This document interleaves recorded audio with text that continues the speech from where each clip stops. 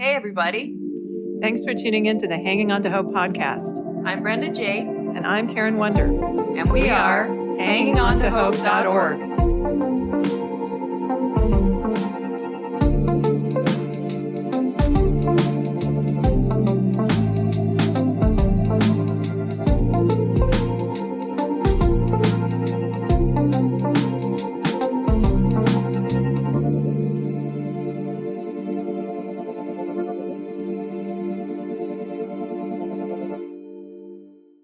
This podcast is intended as educational and is not psychological or medical advice.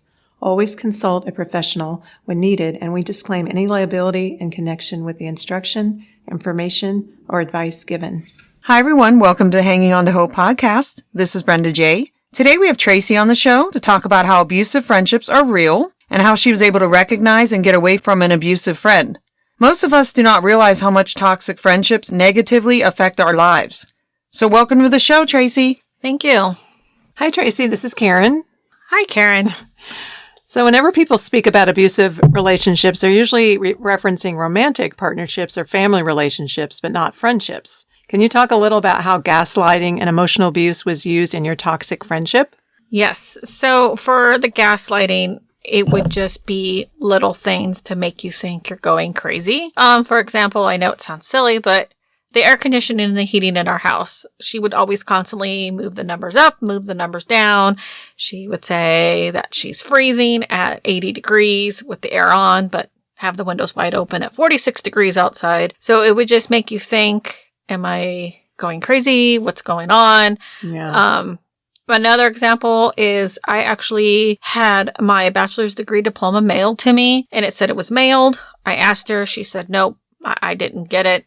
And so I reordered another one, got that one in the mail. And then a month later, here comes the old diploma on the table. So I asked her, and she's like, I don't know what you're talking about. So it made me look like I was crazy, and it was supposed to be sitting there at the table the whole time, and I overlooked it. Wow. But then you found out that by looking at the tracking number that she had had it all along. Had it all along, so it was just, it's little things that make you question your sanity. But being in past abusive relationships, once you've been gaslighted once, you kind of learn not to be gaslighted a second time. So I was kind of already onto it. So I was like, okay. Like, wait a minute. I'm backing off here. So, yeah. So how was she emotionally abusive? Emotionally, she would definitely put people down. She's a very jealous person. She would, when we attained the house that we were currently living in, another friend of ours moved into the same town a few months later. And it was constantly saying, our house is nicer and they're just copying us. And then she would introduce me to friends, and then she would say, oh yeah, Traci's this and this. And she'd be like, ha ha ha ha, like it's sarcasm. So it's constant little put downs of things, and it's jabs. And I saw red flags. I chose to ignore them until it was obviously too late.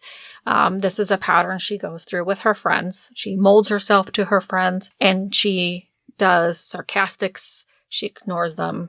So yeah, sarcasm's usually one of the signs. It's definitely a key sign for emotional abuse. So. And how long did you know this person? 20 years. 20 years. 20-year friendship? Yeah, 20-year friendship. That's a long time. We met when we both used to live in California. She actually moved to the state we're in now before me. And then I came later because of my job. And, she was right there. She was helping me get everything moved. And she's saying, I'm going to help you get out of this marriage. And she was right there. And then, eventually the facade falls off and you start seeing the real person once you live with them. So, yeah. Oh, yeah. It probably took, once you live with them, it was probably made it a lot more obvious. Yeah. And the fact is, I lived here alone. Well, I lived here the first year with my ex. And then when we got divorced, she's like, oh, let's move in together. I can help you with your son and blah, blah, blah. And so at first I didn't realize it because I was so pulled apart because of the divorce, and I'm trying to pull myself together. But then you were so broken. I was very broken. Yeah. And then as I started working on myself, because, podcasts like this was not around. I wish you guys were. But you guys weren't. I started noticing things, and I just realized this isn't right. And as the years, we've been in the same house for 6 years. It's just, this is not a friendship. And, I have other friends and they don't act like that. And it's like, okay. And that was my major clue.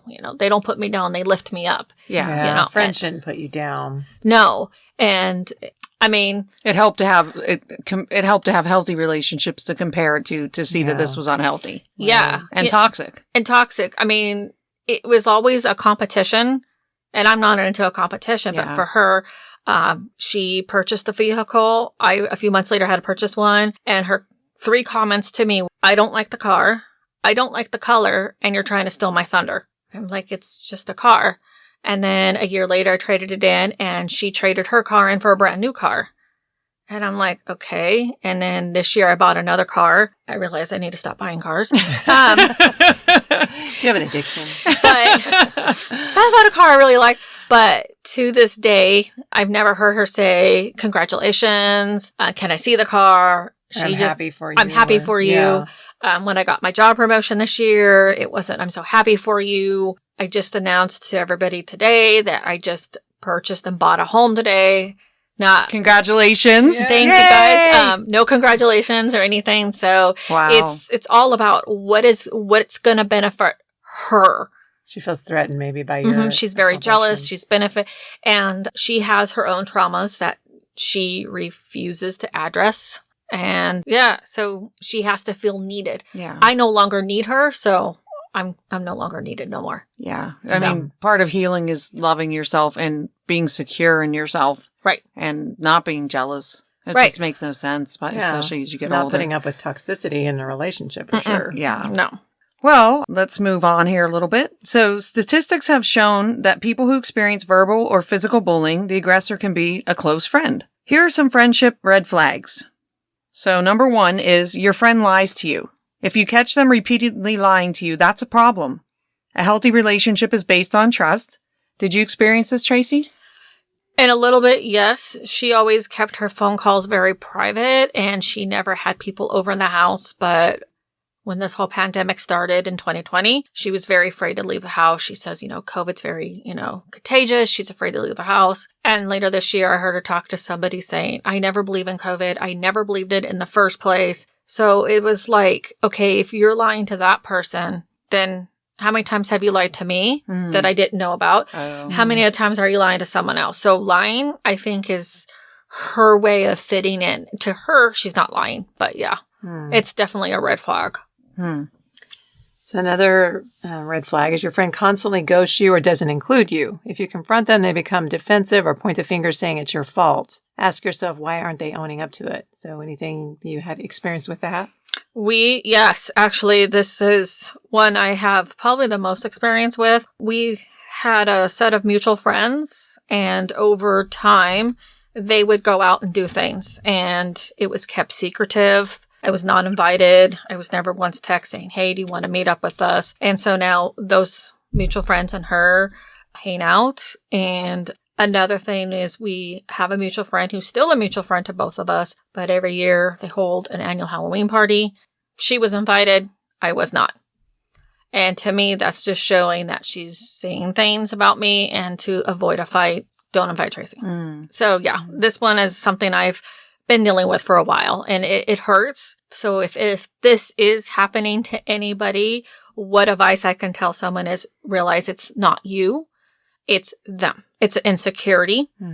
They're isolating you from your friends because they can't have you and your mutual friends in the same spot, because then the lies they told those friends will come to the truth. So they need to keep you isolated. So just note, you're better off without them. Yeah, and isolation is abuse. So, So that's what it was. When you're isolated, that's abuse. Yeah. So that's got to be hard, too, because you were friends for 20 years. And you were married, so it was a different form of the friendship. So you, like you said, you didn't really realize until you were broken, and she offered help and living with her till you really realized who she was as a person. Right. So. And in a healthy friendship, you can talk about that. Because my best friend from high school, at one point, we had to talk about each other about how, because I think as women, sometimes we can be kind of competitive. Right. And we actually had a talk and said, we need to stop stop being competitive because that hurts your friendship. It does. But a good friendship, you can both talk about it and realize, okay, we're both doing this. Let's not do this anymore because it's not good for our relationship. But an unhealthy relationship, you can't do that. My son lives with me. Obviously he's with me 2 weeks out of the month. And I don't think she's spoken to my son in almost 2 years. It's a very brief. Her philosophy is, well, he doesn't talk to me, so I'm not going to talk to him. Okay. But my you live son in the same is house. 10. Yeah, that's a child. And you're in your late 30s or 40s. Well, I don't know how they are. Sorry, I don't know very well people's age. So I think that's, again, she's had some past traumas with her mom and her dad. And I think I and my son remind her of her past trauma with her mom and her brother. And so she's taken it out on both my son and I. And I'm like, get a grip. Oh. You're not 10. There's no excuse for abuse, though. No excuses. No. Yeah. So number 3 is they pressure you for large gifts like money, and then they gaslight you into thinking it was a gift for them rather than a loan. So, I mean, a lot of this stuff reminds me of my ex-husband. The competitiveness, like I was never competing with him, but he always acted like he was competing with me. And it was just strange. So, yeah, I can't think of any friends that did these things with me in high school, obviously. Mm-hmm. They're all like, it's always competitive and it's weird when you're in high school. But outside of high school, I don't recall any friendships like this. Number 4, your friend gives you the silent treatment or makes you feel bad by criticizing you. This is an abuser's way to control the power dynamic. You do not want to be in a close relationship where you feel put down or less than the other person. I've also have experience with this. I would just come home and she wouldn't speak to me for a week, 2 weeks, and until I actually would go into her room and speak to her. And I learned, I think that was a power trip. I'm not going to speak to her because I want her to come to me. So after a while, I just started ignoring the silent treatment. It's just, you finally learn. But yeah, the silent treatment and ghosting, those were definitely the top 2 of her favorite things that she loved to do. The silent treatment is so painful that it is. When I was first in my relationship with my ex, he didn't talk to me for a week, and I got a U-Haul, put everything in it, and moved out. That's how much that hurt me. He never did it again when I did end up getting back together with him. But yeah, that's very, very painful. Yeah, that was a big part of mine. Very painful. It was spread throughout it, but it is very painful because you're like, hello? I'm like a person. Do you see me here? Yeah, that was so painful that I just left. Especially when you're broken and you're trying to heal. Yeah. And your self-esteem at that time is so low. Yeah. Right. You're like, well, what did I do wrong? What did I do wrong? And a lot of things that I learned, which goes back to the silent treatment and the ignoring, is she would actually get mad when I would go out with other friends. And she would like, you don't introduce me to your other friends. But it was a threat because if I wasn't sitting at home on that couch, then her way of living was going to be threatened. It's So such a passive aggressive. Yes. It's like a way of doing it. Like, their anger. There's anger there, but they're expressing it in such a passive aggressive way. So as long as I was home alone, and I can't tell you how many times she would go to a mutual friend's on a holiday. I didn't have my son and I was not invited, but she knew I was home. That means that lease would get renewed, the rent would get paid. And so I broke that power by the first one telling her I'm leaving. So yeah, it's just power. It's a power trip. Number 5 is your friend doesn't respect your boundaries or time. So that's like with any abuser. They don't even know what boundaries are. Right. No. They're threatened by boundaries too. Yeah, threatened by boundaries as soon as you set them. Yeah.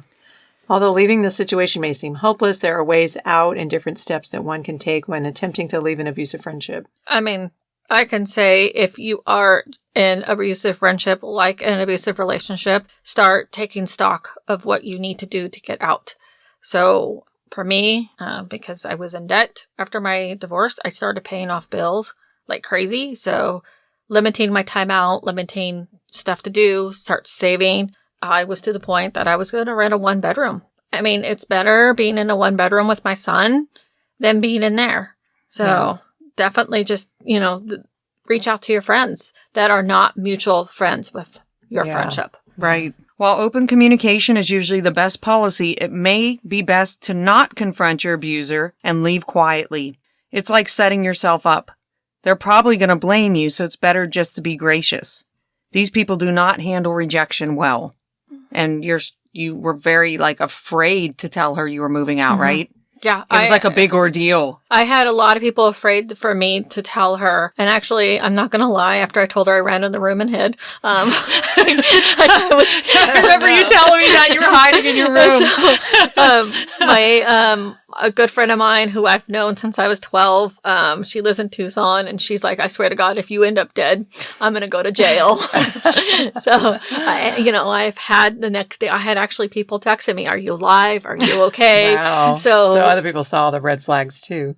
Yeah. And I kept it hidden. I mean, I don't think Brenda knew for the longest time. And then I finally started opening up because I'm like, in my head, I thought, it's all in my head. Yeah. But then my cousin would come into town and she's like, this isn't right. I mean, like, other people validated you to say, yeah, this isn't normal. My cousin would come into town and she would not speak to my cousin the whole 4 days or 3 days she's there. And she would walk past her, but she wouldn't say, hi, how was your trip? Politeness. Yeah. Right. And it's kind of odd. And then so everybody started validating it. And I mean, I wouldn't have friends over the house because I don't want them around her. So yeah, validation is huge when you're in that kind of relationship because it can be covert where you're like, yeah, you feel like, this be me. Yeah. You think it's always you. Yeah. So you may need therapy if this relationship has been damaging to your feelings of self-worth and to understand why you entered this friendship and tolerated it in the first place in order to avoid going back into it or entering another abusive one. Educating yourself so you don't repeat past patterns. Definitely. So have you gone to therapy for this yet, or you're still in the process? Like you're just about to, this is all just ending, so it's all fresh for you. I'm not going to go to therapy because, again, I kind of blame myself first because I saw the pattern. I'm not the first person who she did this to. In fact, my son said that she's going to die an old lady with her cats eating her after she dies on the floor. So thank you, my son, for that visual picture that nobody wanted. But I actually had a bad breakdown on Thanksgiving of all days. And I know that the friendship is over. I've been dealing with it for a while, but it finally hit that when I leave that door next month, I'm never going to see her again. I'm okay with it now. She's not the person I met 20 years ago. So I grieved it and I moved on. And I just now know that if I now am aware of the flags, if I start having friends like that, they need to go. I'm done. I can't deal with it. So yeah. And at least whatever you decide to do, you're free from that. Yes. And now you can heal. Yes. So you did everything you needed to do. You took all the right steps. So number 3 is make it clear to others, including your friends and family members, that you won't be around the other person any longer. Tell close friends or family what is happening and let them help you stay separate. So you did do that. That was great. You did start to do that, I'd say, in the last year, especially with me. Yeah. And my heart would just break just listening to how much of your mind she was consuming. I was like, wow. It was to the point I did not feel welcome in my own home that I'm paying rent in. I dreaded going home. My son and I end up living pretty much in our bedrooms. So she literally took over this 4-bedroom home. When my cousin came out for a visit in October, we couldn't even go out on Monday to watch TV because she's sitting out there working with a video, whatever, on her phone. She wouldn't even put headphones on. So we're crowded in my little tiny bedroom. It's not even the primary bedroom, trying to watch TV. So yeah, tell family members because it's not worth being friends with somebody like that. Right. Yeah, you shouldn't have to hide in your room. So number 4, she also thinks it's wise to change any passwords this person may know or means of access they have to your home or work. No, I never give my passwords to anybody. All right. Though that's like with any situation, once you get out of it and any abusive situation, you got to make sure they don't have access to any of that. And number 5 is, although at first it may feel difficult to leave, and once you have, like you're mourning a loss, you'll just be missing a friend that you thought you had. Yep. And you just said that. Yep. Yeah. Yep. Number 6, then pick yourself up, open your eyes, and start choosing a different kind of person to trust with your feelings. Your feelings are precious, and you need to be very discriminating about who you trust. And just also understand that what you experienced was abuse. Number 1, toxic people twist things and make it seem like it's your fault. We talked about that already. Mm-hmm. In abusive friendships, one is often left feeling badly and leads to feelings of guilt, shame, or anxiety, especially when they try to leave the situation, which you said you had a breakdown on Thanksgiving. Right. Yeah. Yeah, I'm sure that's common. Number 3, people can notice physical symptoms such as increase in anxiety, headaches, or stomach disturbance when trying to leave their toxic friendships. Yeah. My stomach has been not the most happiest the past 3 to 6 months. And I'm actually been house/dog sitting for the past couple weeks because, it's holiday and my stomach's not been bothering me. But Wow. I went to the house to start packing and my stomach started bothering me while I was there. So, Wow. yeah. That's not good. No. That is not good. You may need to see a therapist to heal and gain the strength and courage to move on. We already went over that. And then just know that it's not your fault. At the end of the day, you didn't ask to be abused by this person. And as much as they may try to use it against you, it was unacceptable. Yeah. Yeah, your actions were understandable reactions to being triggered, though unsurprisingly, those reactions would later be used against you when the friendship ended, turning other close friends against you. Yeah, that can happen. And I've had that happen. So it probably ended a long time ago and you just didn't even know. When she started turning those people against you, Yeah. that's when it was over. Mm-hmm. Yeah. Yeah. You just couldn't get out. You were trying to save up to buy a place and get Right. out of there. I was in a bad situation, but yeah. So abusive friendships are hard to navigate, especially when you can't see the warning signs. This is why it's so important that we talk openly about them. Because as it stands, there's very little out there to help individuals. Yes, abusive friends are a thing, and yes, you can heal from them too. Abusive friendships are more than just drama. They're real life, and they can be an insidious form of trauma. So basically, you've gone through trauma, not only with your, in your marriage, but also with this friend. It was, as I call it, back-to-back trauma. I went from one abusive relationship, which was the marriage, into another abusive relationship, which was the friendship. Right. And now I'm getting out of it. Right. So now you can just take that time and educate yourself and make sure that you don't do that again. No. Yeah, the Because you don't deserve it. Nobody deserves Nobody deserves to that. be abused in any way. Yeah, which says the next one, you deserve healthy, fulfilling relationships that don't leave you feeling fearful, anxious, or violated. And leaving an abusive friendship, while painful, can be empowering in the long run. And it's vital for your mental and emotional health. Yes, That's for it's sure. the best thing for you.